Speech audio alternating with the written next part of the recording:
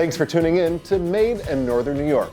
I'm Alex Hazard, and I have to tell you tonight we've had so much fun doing all these winter activities, and the fun's not going to stop. Now, we're going dog sledding.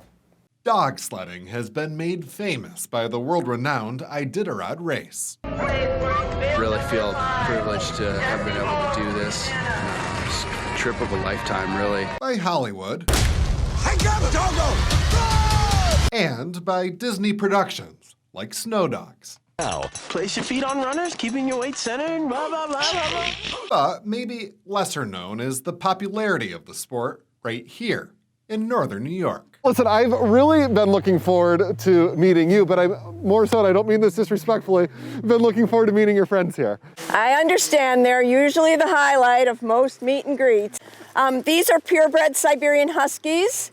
The nice thing about running Siberian Huskies is they're a purebred AKC registered breed. So I am able to show, breed, and dog sled. Well, admittedly, I was more excited to meet the dogs. Their musher, owner of Kindred Moon and human mom to the dogs, Jo Lynn, was equally as wonderful to meet. So nice to finally meet you. Hey, it's great to meet you as well. She's been involved with dog sledding longer than I've been alive. I've been in the breed for more than 30 years, more than 6 generations. I do show competitively. These two have points towards their championship. But I also have a great time doing recreational dog sledding. There are local races. I do give rides and lessons and that sort of thing here in the great snowy wonderland we have. Her love for the breed is so great that it slides into other parts of her life, too. She's an author where she's written books about Siberian Huskies. I have 2 books on Amazon.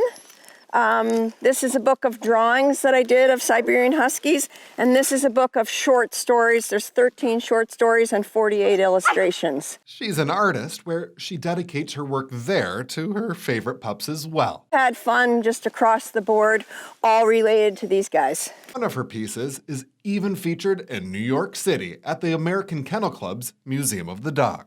Now, Jolene, some people might be wondering, why are we talking about this sport right now? And it's really, with its history, very relevant. I thought this was kind of neat.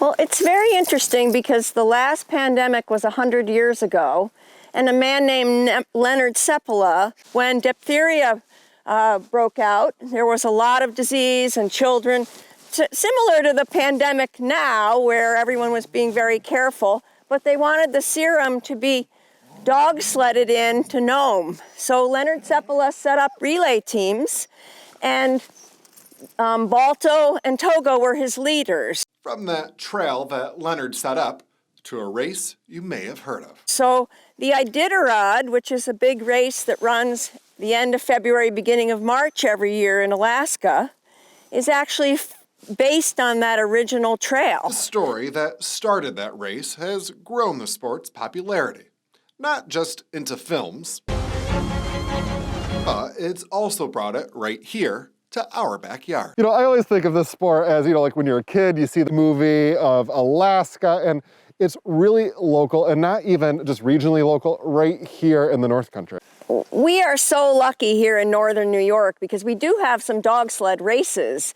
The closest one here would be the Tug Hill Challenge, which takes place every February. It's just a sport where every level of person can compete, be involved, very much involved in mentorship, people learning from other people, the camaraderie, all those kinds of things. Jolene herself mostly enjoys the sport for recreational purposes, but she does compete as a sprinter, where the length of your race depends on how many dogs are on your sled. Typically, a dog will be asked to run 1 mile per dog on the team. So a 4-dog team will usually run 4 miles, a 6-dog team 6 miles, and so on. That's for the kind of racing that I do, that's sprint racing. The dogs themselves are strikingly beautiful in appearance and in so many ways. And Jo Lynn does her best to share their beauty with our community. So beautiful. Aren't they sweet? They've been to hundreds of schools, libraries, lots of presentations. They're very friendly. They're trained little toddlers will walk right in on them. I mean, normally we have just a wonderful season. The way she describes being on the sled is an experience that belongs not to you, but the animal. Very amazing thing about this breed, or any dog that you would dog sled with, it's the only time that you can step into their patterning, their speed, their world.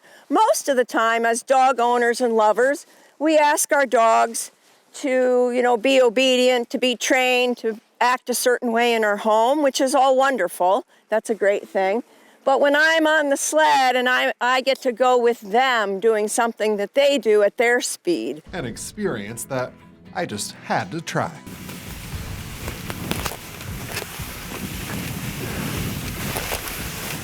Good dogs.